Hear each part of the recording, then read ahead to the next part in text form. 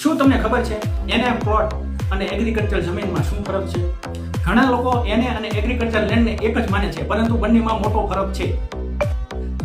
એને એટલે non agriculture, એટલે કે એવી જમીન જેને સરકારની મંજૂરી પછી રહેણાંક, કોમર્શિયલ બિલ્ડિંગ અથવા અન્ય બિનખેતી ઉપયોગ માટે રૂપાંતરિત કરવામાં આવી હોય. જ્યારે એગ્રીકલ્ચર લેન્ડ હોય એ માત્ર ખેતી માટેની જગ્યા હોય છે. આ જમીન પર તમે સીધું ઘર અથવા બિલ્ડિંગ બનાવી શકાતું નથી. તેના માટે લાગુ પડતા કાયદા અને જરૂરી મંજૂરીઓનું પાલન કરવું પડે છે. જો તમે ઘર બનાવવા અથવા રોકાણ માટે પ્લોટ ખરીદી રહ્યા છો તો સૌથી પહેલા એક પ્રશ્ન જરૂર પૂછો, આ જમીન એને છે કે એગ્રીકલ્ચર? અને સાથે સાથે જરૂરી દસ્તાવેજો પણ જરૂર ચેક કરો. યાદ રાખો, જમીન ખરીદતા પહેલા માત્ર કિંમત નહીં, પરંતુ જમીનનો કાનૂની પ્રકાર પણ સમજવો ખૂબ જ જરૂરી છે.